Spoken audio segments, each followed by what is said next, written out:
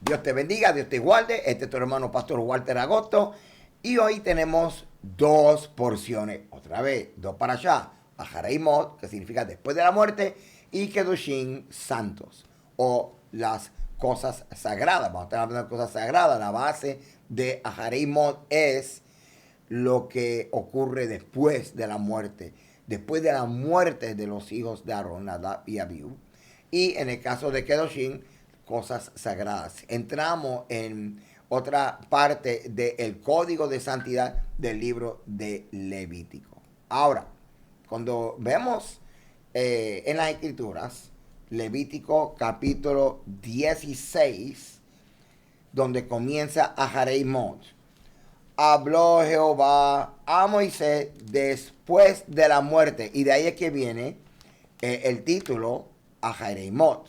Mot significa muerte. ¿Ok? De los dos hijos de Aarón, cuando se acercaron delante de Jehová y murieron. Entonces, Kedoshim, que es la otra para allá, comienza en Levítico 19:2, que dice: habla a toda la congregación de los hijos de Israel y dile: santos, Kedoshim seréis, porque santo soy yo, Jehová nuestro Dios. Así que comenzamos a trabajar estas dos. ¿Cómo lo hago? ¿Ok? Porque tengo que conectar los dos, porque tienen muchas conexiones, además de que es mucho más efectivo enseñar los dos de esta forma. Ahora, pregunta que yo me hice, a lo mejor usted se lo hace.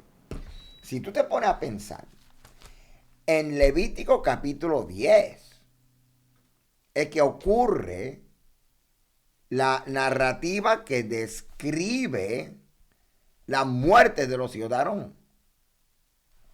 Levítico 10, 1. Nadab y Abiú, hijos de Aarón, tomaron cada uno su incensario y pusieron en ellos fuego, sobre el cual pusieron incienso y ofrecieron delante de Jehová fuego extraño que él nunca les mandó. Entonces, no es hasta el capítulo 16 que encontramos como que un seguimiento a este asunto. Porque en lo lógico, uno pensaría, pues capítulo 10 va a hablar solamente de la muerte de los hijos de Nadab y Abiú. Y en el capítulo 11 a lo mejor le dará seguimiento. Pero es que entre el capítulo 10 y el capítulo 16 lo que hay es un montón de leyes acerca de cómo tú mantenerte puro. Y qué hacer cuando tú tienes, en el caso del hombre, eyaculación, en el caso de la mujer, menstruación, en el caso de la mujer cuando da luz. Estas situaciones que tienen que ver con la fragilidad humana, con los ciclos de vida naturales de la mujer. Y no es hasta el capítulo 16, en esta parasha, que dice: entonces habló Jehová a Moisés después de la muerte. Así que dos cosas tengo que decirle, ¿verdad? Para que lo consideremos. El texto, uno esperaría que tuviera un orden cronológico, pero no está en orden cronológico, porque Levítico no es un libro narrativo como lo es Génesis y como lo es Éxodo. Levítico es un libro legal, sacerdotal y temático, porque tiene sus temas.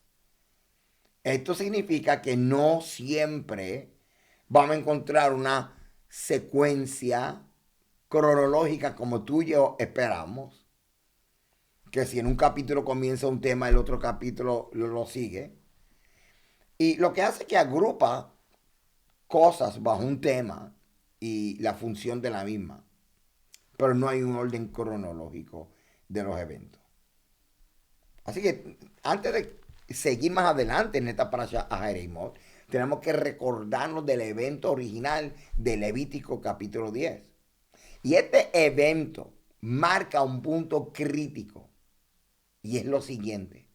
Y esta es la forma una de las formas correctas y efectivas de estudiar esta parasha haremos después de la muerte.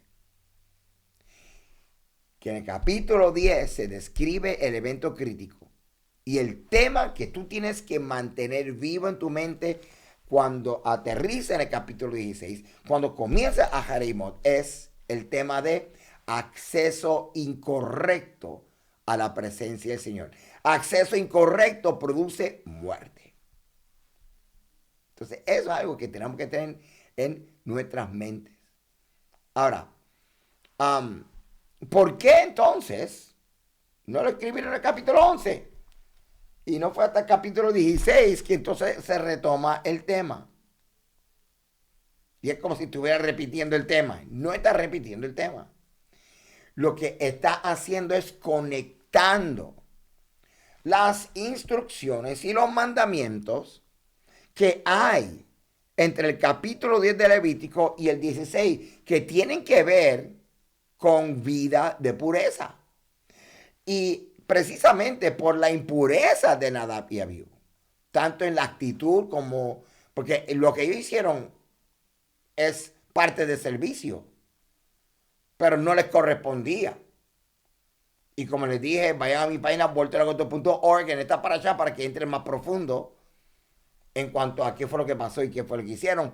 Pero nos mantenemos con el texto del capítulo 10 de Levítico, que dice que cada uno tomó su incensario y pusieron en ellos fuego, sobre el cual pusieron incienso y ofrecieron delante de Jehová fuego extraño. Así que el Eterno ve esta gente haciendo cosas que pertenecen al servicio del tabernáculo, pero él decía, espérate, no es el sumo sacerdote que yo esperaba que hiciera este servicio. ¿Qué hacen ellos aquí? Ellos lo están haciendo con el permiso del sumo sacerdote, entre otras cosas que yo imagino que Dios tendría en su cabeza cuando los vio a ellos. ¿Ok? Así que todos estos capítulos de Levítico del 10-16 lo que está es hablando acerca de las instrucciones, los mandamientos que tenemos que considerar para mantenernos en un estatus de pureza. Te lo voy a decir de otra forma, un estatus de bienvenida a la presencia del Señor. Así que estos capítulos del 10 o 11 hasta el 16, ¿de qué tratan? De animales puros e impuros, de la purificación después del parto, de la lepra, Sahará, el Mesorá, de flujos corporales. ¿Cuál es el tema central? Pureza. Pureza, el estatus de pureza es la luz verde que permite que Dios le dé la bienvenida a las personas a su presencia. Ahora, la clave, Levítico 16, ahora es la respuesta, la prescripción del cielo para que Levítico 10 no ocurra más. Así que Levítico 10 te dice, acceso incorrecto, si lo haces de esta forma vas a morir. Levítico 16 dice, si vas a accesar tienes que hacerlo de esta forma para que tengas vida. No sé si eso te hace sentido, ¿ok? Así que, ¿qué es lo que está haciendo el texto? Cuando leemos aquí en Levítico 16, habló Jehová a Moisés después de la muerte de los dos hijos de Aarón, cuando se acercaron delante de Jehová y murieron. Lo que está diciendo es, déjame enseñarte cómo entrar correctamente a la presencia de Dios. Así que no estamos hablando de volver a repetir lo que se estableció y lo que se trajo en el capítulo 10. Estamos hablando de ahora la aplicación teológica de esta respuesta a el evento trágico del capítulo 10. Ahora, la estructura tiene propósito. Y mira, la estructura tiene propósito. Mira esto y visualiza esto, porque aunque no es un libro de narrativa, traten de ver lo que yo estoy viendo y lo voy a transmitir. Levítico 8 al 9. ¿De qué se trata? Shemini, ¿se acuerdan? Consagración del sacerdocio. Entonces, Levítico 10. Sacaron F en el examen. ¿Ok? Error fatal. Fue otro año. Levíticos 11 hasta el 15. El proceso de purificación. Levítico 16. Aprendimos la lección. Repasamos todos los errores. Aprendimos otras cosas. Acceso legítimo, legal, autorizado al lugar más peligroso y más sagrado, que es el lugar santísimo. Así que es un movimiento, como yo digo, litúrgico, que nos enseña tantas cosas. Desde la preparación, el error, purificación y el acceso. Cuando hablamos acerca de Levítico 16, estamos hablando del día de Yom Kippur, el día de expiación, y donde comenzamos a ver las reglas y las restricciones del día de expiación, que establece que será un día que solamente ese día, el sumo sacerdote solamente ese día, y solamente él puede entrar al lugar santísimo. Así que tener estas restricciones sobre el sumo sacerdote y sobre el lugar santísimo eleva la santidad y nos pone a pensar lo importante que es llegar a ese día y a ese lugar correctamente, no sea que repitamos el error del capítulo 10. Así que cuando tú y yo leemos que solamente el sumo sacerdote puede entrar al lugar santísimo en el día de Yom Kippur, tenemos que aprender y entender que no todo el que quiere entrar en el lugar santísimo, a lo mejor todo el mundo quisiera entrar al lugar santísimo, todos quisieran ver el arca, todos quisieran tener esa conexión con la Shekinah, pero no todo el que quiere entrar puede entrar. Y no todo el que sirve está limpio en estado de pureza para servir. Porque el tabernáculo era un lugar que dentro de lo que son el sumo sacerdote y los sacerdotes, ellos tampoco se podían mover libremente, simplemente, ay, yo soy hijo de Aarón, ay, yo soy sacerdote y estoy caminando. No. Ellos tenían que tener en su mente que el estado de pureza, una vez obtenido, se tiene que mantener. No solamente llegar al estado de pureza, se tiene que mantener mientras están trabajando ahí, porque ese estado de pureza no hacía falta para otras cosas. ¿Ok? A menos que un estado de impureza fuera problemático en términos de que ahora tú te conviertas en una fuente de contaminación para alguien. Pero estamos hablando, hermano, de que cómo tú vas a estar en la presencia del Señor de tal manera que tu estatus, Dios puede decir, por causa de tu estatus te doy la bienvenida, estás aceptado, estás bien en mi presencia, y tu estatus, tu impureza no impide. ¿Ok? Lo que la impureza no impide, la impureza impide por el estatus. ¿Ok?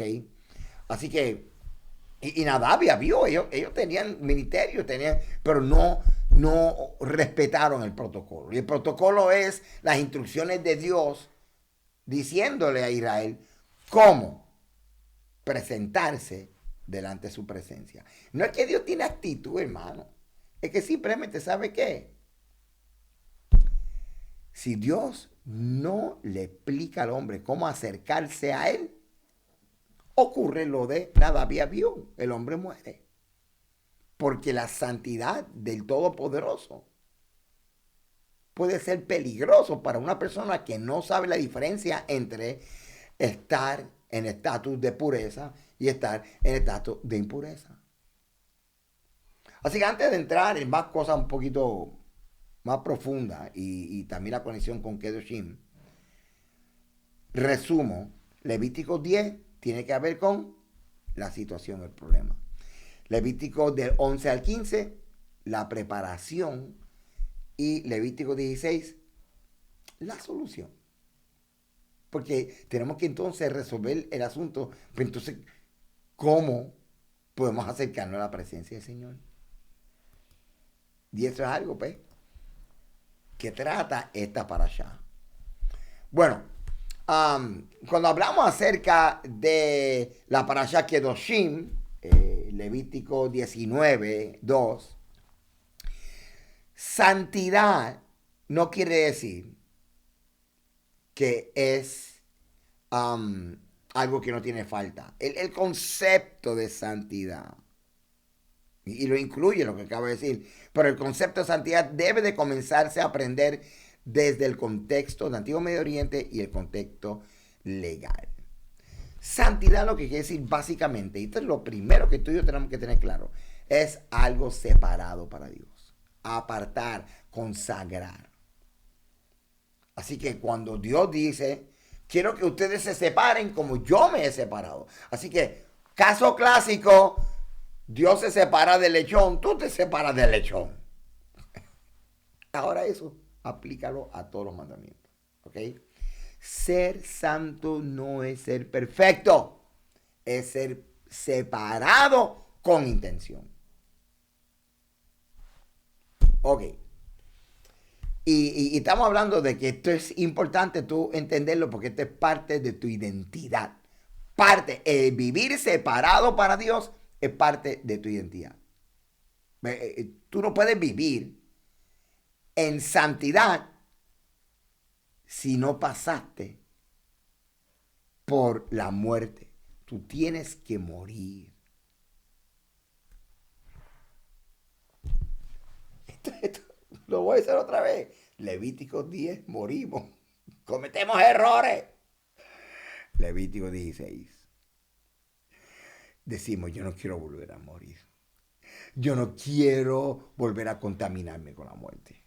Yo no quiero volver a contaminarme con cosas que impidan que yo esté en la presencia del Señor. ¿Cuántas veces en nuestra jornada espiritual nosotros hemos muerto? Nos hemos caído. Y el Señor nos levanta, el Señor nos resucita. Y en el proceso de levantarnos, su gracia nos levanta. En ese proceso que muchas resoluciones uno hace. Dios mío, qué cosa yo tengo que aprender. Así que imagínate que en el capítulo 10 tú te moriste. Y ahora el Señor te resucita para volver a entrar en su presencia. El Señor te levanta para volver a entrar en su presencia. ¿Ok? Bueno, Aharismo tiene temas. Yom Kippur y el acceso al lugar santísimo. El rol del Cohen Agadol, que es el sumo sacerdote, que es el único que puede entrar en el lugar santísimo, más nadie. El rol de los machos cabríos, el de expiación y el de Azazel. El de expiación se sacrificaba y con la sangre se penetraba al tabernáculo, o en los días de Cristo, el templo, para purificar el tabernáculo. Pero entonces el otro macho cabrío no se sacrificaba, sino que el sumo sacerdote ponía las manos sobre el animal, confesando los pecados de Israel, y lo soltaban. Así que estamos viendo dos cosas, atendiendo el mismo asunto en el día de Yom Kippur, que es el de la purificación y la restauración de Israel. La purificación con la sangre del animal que se sacrifica. Ahora, el animal que se va y lo dejan botado en el desierto y según la tradición lo tiraban por un risco, es Dios hablándole al pueblo, diciéndole al pueblo, mira lo que yo voy a hacer con tu pecado, lo voy a llevar tan lejos que tú no lo puedas conseguir. En mi opinión, el animal que se sacrifica es el aspecto legal y espiritual. Pero el animal donde se le confiesa el pecado de Israel y se lanza a que se pierda es espiritual y emocional. Porque es Dios diciéndonos, si yo no me acuerdo, yo no quiero que tú te acuerdes. Si yo te perdoné, yo quiero que tú te perdones. Y me encanta ver, hermano, esta perspectiva de estos dos animales, porque es un efecto de redención, de salvación, de sanidad, de liberación directo en el ser humano. O sea, ¿de qué vale que nosotros veamos que se aplicó la sangre en el tabernáculo y ahora el tabernáculo está purificado? Que, by the way, y dicho sea de paso, um, era importante entender la relación entre el tabernáculo purificado y nuestras vidas restauradas. Porque el tabernáculo, como el altar, eran muebles sagrados que anunciaban, reflejaban y tenían registrado el estatus de nuestra relación con Dios. Así que Yom Kippur venía para limpiar el tabernáculo, porque durante todo el año el pueblo de Israel está contaminando con sus acciones el tabernáculo, sea por pecados ocultos, por pecados intencionales, por pecados de accidente, pecados de ignorancia.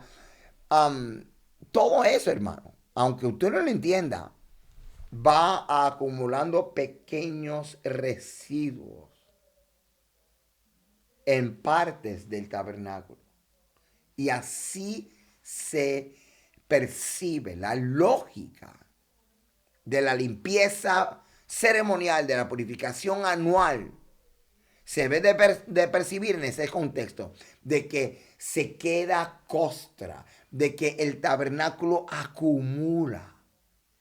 Y viene el gran día Yom Kippur de la limpieza más profunda. De coger cada esquina y cada parte del altar y de los cuernos y limpiar lo extremo. No es eso lo que debe de ocurrir con nuestras vidas. De vez en cuando tú y yo necesitamos esas visitaciones del Espíritu Santo y de nuestra conciencia y entrar en estos tiempos de purificación extrema y de limpieza extrema. El tabernáculo, el altar representan lugares donde se registra y se anuncia tu relación con el Eterno. Así que es bien importante atender a Yom Kippur, porque era un día de purificación y de restauración, restaurando la relación del Todopoderoso Dios de Israel con su pueblo.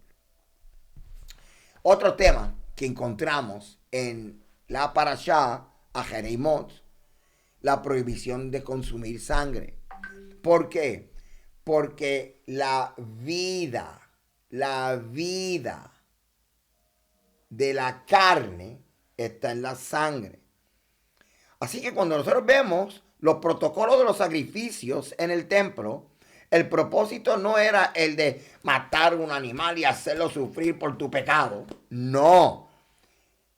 La muerte del animal era el medio para poder tener acceso a la sangre. Sangre representa vida y con la aplicación de la sangre al altar, donde en el altar había manchas de mis fallas, manchas de mi pecado, manchas de mis impurezas, sangre que es vida, funciona como detergente ceremonial y ahora vida quita muerte, vida quita estas manchas.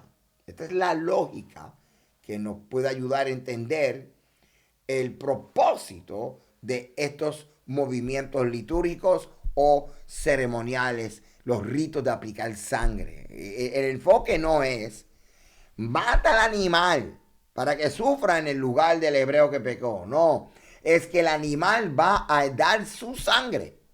Y con la sangre, vida, es que se va a restaurar la relación entre el hebreo y el Dios cuya presencia está en el tabernáculo. No es así a través de Yeshua.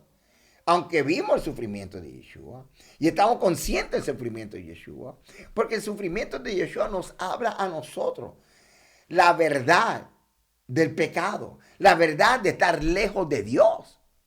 Es sufrimiento, aunque tú y yo lo pintemos y lo adornemos. El que vive lejos de Dios y el que vive violando los mandamientos y el que vive desalineado con Dios, aunque se pinte una sonrisa, por dentro está sufriendo, porque tú no fuiste creado para vivir desconectado de Dios. Tú no fuiste creado para vivir desalineado de Dios.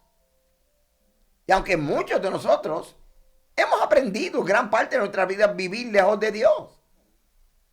Y vemos que la vida es dura, no hay consolación en muchos momentos, hay contradicciones, sinsabores.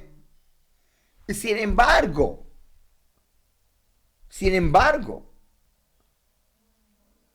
hay una tristeza y un vacío y un dolor existencial en la vida de la persona que no está conectada con Dios. Y cuando digo conectado con Dios, no estoy hablando de que pertenece a una religión. Viviendo consciente de que fuiste creado por Él. Viviendo consciente de que tu propósito en esta vida está en la mente de Dios. Dios, ¿cuál es mi propósito? Consciente de que Él nos creó de tal manera que tú y yo tenemos la capacidad de tener relación con Él. Dios es espíritu. Tú y yo podemos tener una relación con Dios. Una relación espiritual. Pero espiritual real y tangible, espiritual real, tangible y transformadora. El sufrimiento de Yeshua nos habla acerca de lo horrible que es el pecado. En el caso de Yeshua, disponer de su sangre no fue como en el caso de los animales de los sacrificios, que era como dormirse y ya está.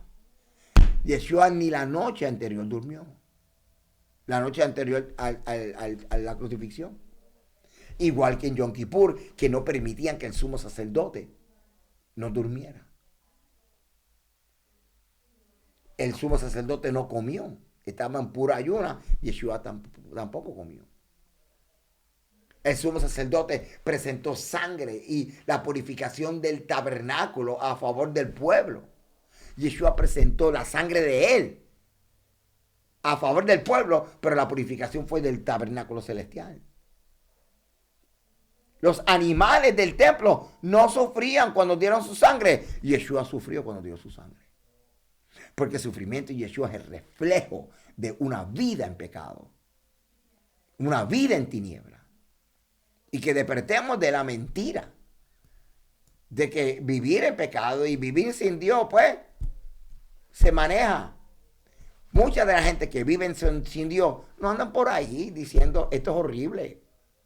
Piensan que la vida es así y ya está. La sensación de soledad, la sensación de vacío. Que aunque estemos en la Torá, estamos caminando en el Evangelio, de una forma u otra también experimentamos soledad y vacío, pero eso se resuelve con otras cosas. Por ejemplo, conociendo tu propósito, entendiendo por qué tú guardas los mandamientos, entendiendo el programa de redención, por qué Yeshua tuvo que morir por mí, y comienzo a valorar y entender todas estas cosas que tienen que ver con el brazo extendido del Señor en salvarme a mí, y ver entonces que yo soy importante, que Él está restaurando mi dignidad al recibirme como hijo. Puedo estar toda la noche simplemente hablando acerca de esto. Levítico 18, en la parashá Aharimot, y retoma el asunto sexual y la pureza sexual, donde se regula la intimidad sexual. Y todo esto tiene que ver con pureza, porque no queremos volver a vivir el capítulo 10 de Levítico, que es muerte. En la parashá Kedoshim, como te dije, que está en el Levítico 19, comienza: sed santo porque yo soy santo. Comienza para la parashá Kedoshim hablando acerca de ética social, justicia, los salarios, la justicia de los salarios y cómo tú tratar a tu prójimo. Luego habla acerca de amar a tu prójimo. Luego habla acerca de leyes agrícolas con propósito social. Lo de dejar una parte, dejar parte para los pobres cuando tú recojas las cosechas. Luego habla acerca de las prohibiciones espirituales, como idolatría, ocultismo. No hagas como los cananeos. Y todo lo que tú tienes que conocer para tener una vida separada para Dios. Esto, hermano, tiene que estar en blanco y negro. Porque nuestra relación con Dios no es subjetiva, no es un invento en el aire de mi mente. Tú y yo necesitamos sacar tiempo, inclinar nuestro oído a la palabra del Señor, como la persona que saca tiempo con su novia, su novio, su esposo, y dice, para mí es importante esta relación, yo necesito saber cómo vivir honrándote a ti. ¿Qué tú esperas de mí? Vamos a definir en todo el sentido de la palabra mi fidelidad a ti, mi fidelidad a mi esposa, mi fidelidad a mi esposo, mi fidelidad a mi novia, mi fidelidad a Dios. Esto es esta parashá. Dice, sean santos como yo soy santo. Apártense de las cosas que yo me aparto. ¿Por qué? Porque nosotros somos propiedad de Dios. Y en el contexto de la redención a través de Yeshua, fuimos comprados con sangre preciosa, la de Yeshua. Entonces, ponte a pensar, ser santo porque yo soy santo, implica lo siguiente. Todo lo que tú traigas a tu vida, lo estás trayendo a esta relación. Padre, ayúdame, Señor, lo voy a decir otra vez. Dios nos dice en esta parashá Kedoshim, todo lo que tú traes a tu vida, lo estás trayendo a esta relación. Porque yo te compré con sangre, con la sangre de Yeshua. Eres propiedad privada mía. Ahora, todo lo que tú permitas en tu vida, tú lo estás permitiendo en nuestra relación. Y nosotros no queremos repetir Levítico 10, muerte. Así que yo te pregunto, ¿qué cosas tú estás permitiendo en tu vida que están contaminando tu relación con Dios? Porque tú y yo no podemos separar, no, eso soy yo acá aparte, pero después cuando yo estoy alabando al Señor y cuando voy a la iglesia, no, todo lo que tú traes a tu vida lo estás trayendo a tu relación con Dios.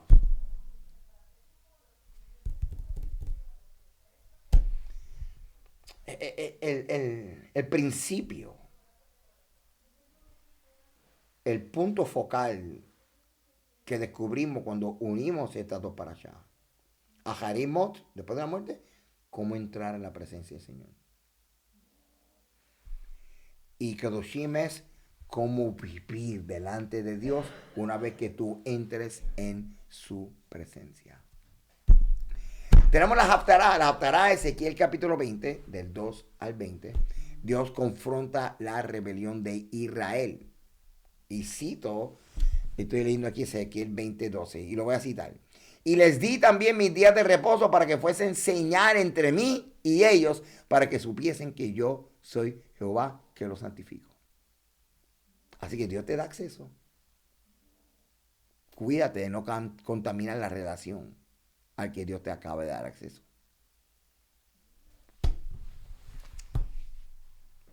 Si tú y yo recibimos Shabbat, separamos el Shabbat, apartamos el Shabbat, tú tienes que vivir esas 24 horas separado y apartado, sabiendo que las cosas que tú traes a tu vida van a afectar tu relación con Dios. Pues las cosas que tú haces en esas 24 horas van a contaminar el espacio sagrado del Shabbat. En esta parashá encontramos la importancia, hermano, del día de reposo, que es una señal, como un anillo entre tú y Dios. Y te digo una cosa, hermano. No es cuestión de predicar del Shabbat, es cuestión de guardar el Shabbat. ¿Cuántas cosas nosotros bla, bla, bla y no lo hacemos? Si tú pones una balanza entre todo lo que uno predica de un tema y cuánto realmente uno lo vive.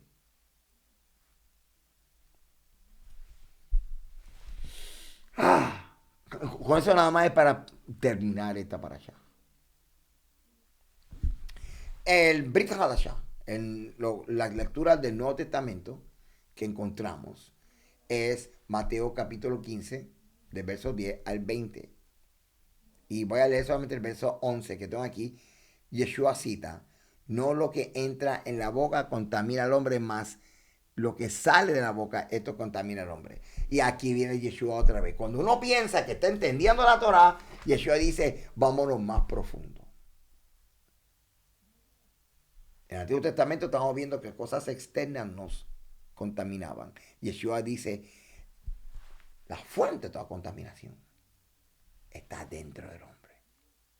Sus pensamientos. Lo que sale de su corazón. La conexión directa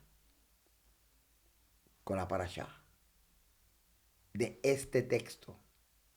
En Ahareimot, la pureza externa, los sacrificios, las leyes que gobiernan la aplicación de la sangre, el acceso al lugar santo, el acceso al lugar santísimo en Yom Kippur. Kedoshim habla de la pureza interna, el corazón, la conducta, las palabras, cómo tú tratas a tu prójimo. Entonces Yeshua, espectacular, dice, el problema no era el rito, el problema no era la ceremonia, el problema es el corazón. ¿Cómo está ese corazón cuando se hace el rito? ¿Cómo se hace el corazón? ¿Cómo está el corazón cuando se hace la ceremonia?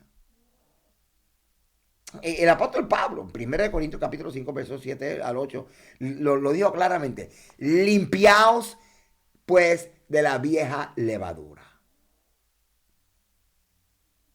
Hablemos de la santidad y la purificación interna.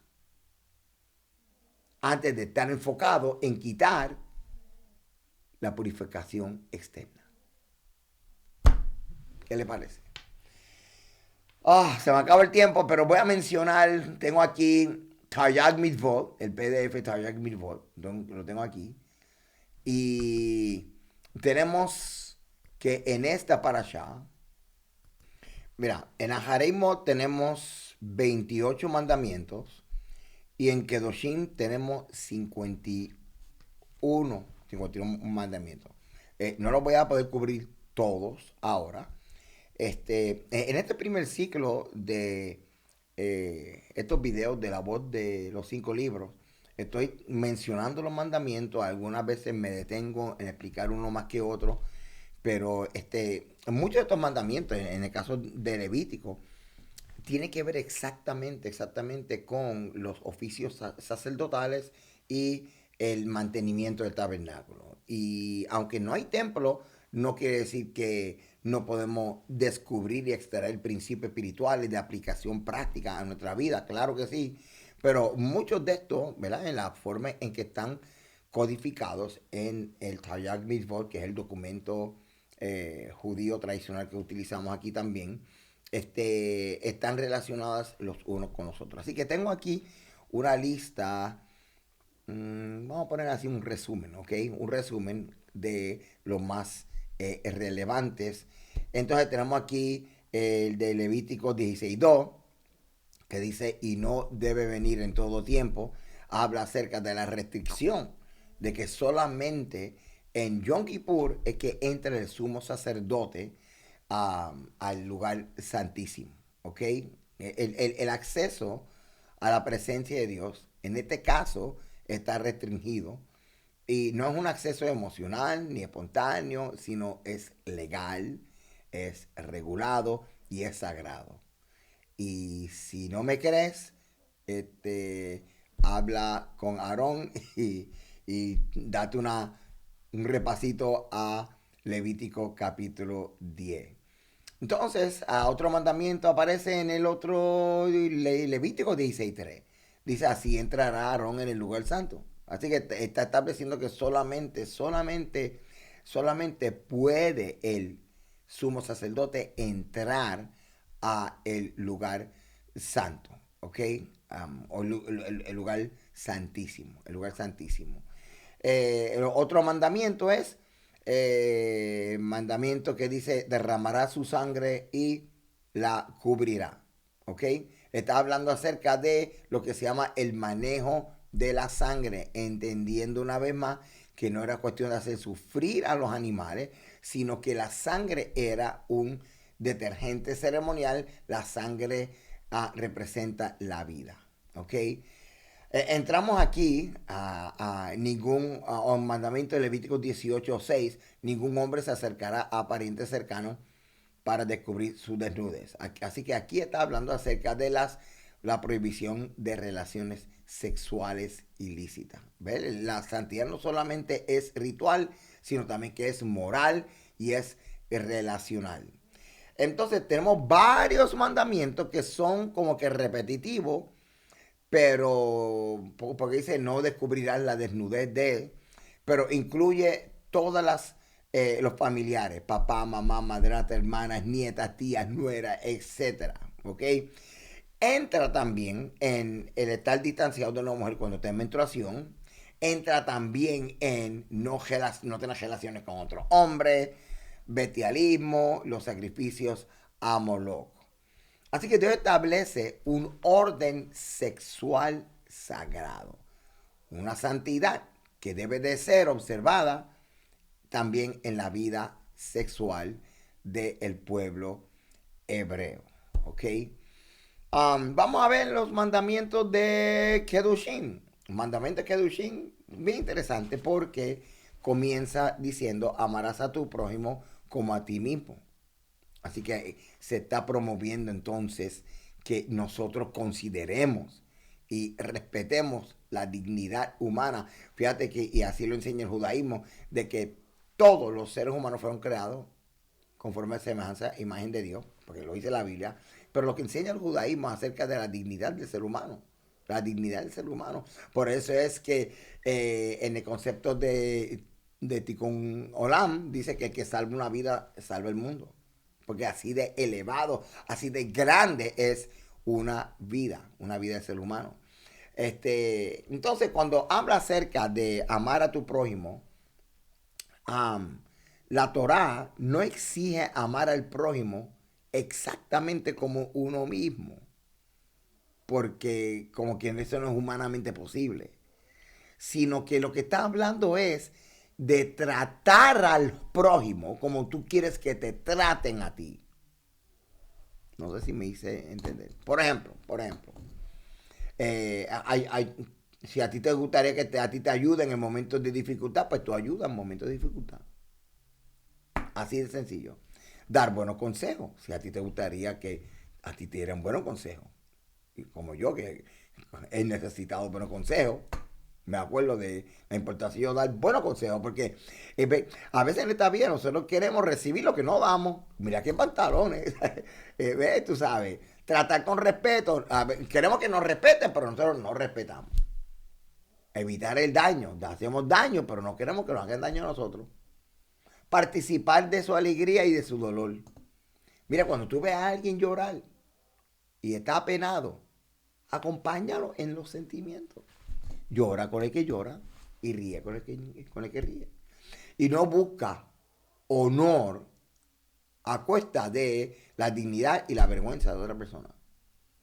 En otras palabras, ¿qué significa amar al prójimo como a ti mismo? Es comportarse con los demás como uno desearía que se comporten contigo. ¿Ves? Encontramos mandamientos como el de no guardar rencor. Está prohibido guardar rencor.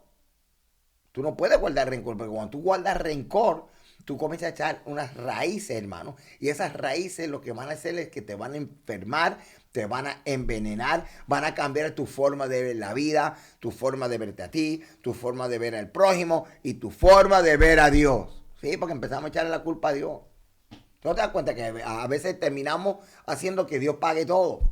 Ah, Señor, mira porque permitiste esto. Ah, Señor, porque tú no me ayudaste aquí. ¿Ves? Nos nublamos. ¿Cuántas veces las raíces de amargura han infectado tu corazón de tal manera que tú comienzas a pelear con Dios?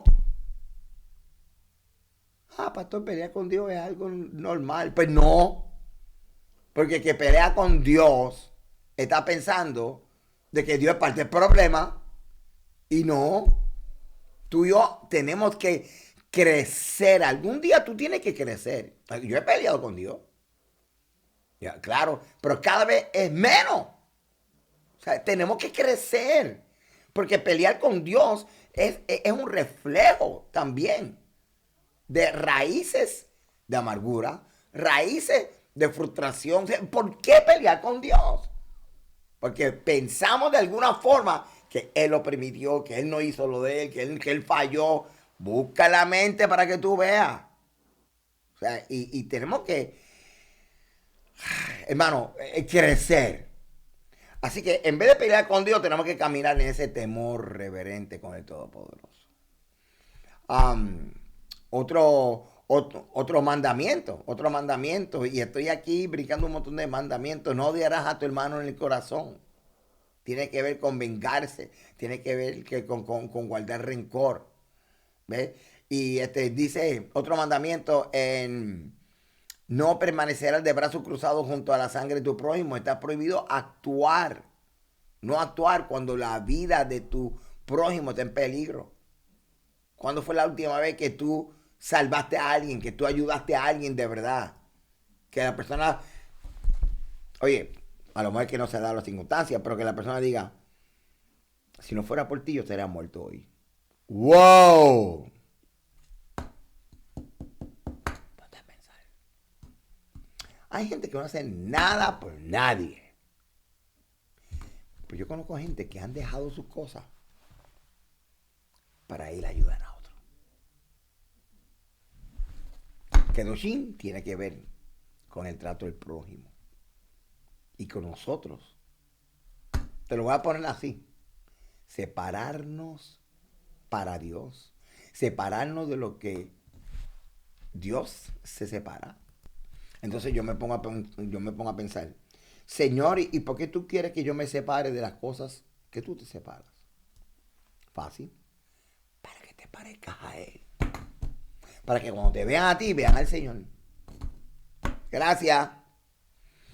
Amado, espero que esta parasha le haya ayudado, por lo menos la forma que lo estoy enseñando. Pues yo lo que quiero es que tú entiendas, que agarre la esencia de esta parasha y que tú puedas escuchar la voz de Dios. ¿Ok? Porque pensamos que nuestra jornada con Dios es solamente el asunto del corazón adentro, también es el asunto de cómo yo me manejo con los demás. Gracias por estar conmigo este ratito. Nos veremos la semana que viene, si el Señor lo permite. Shalom.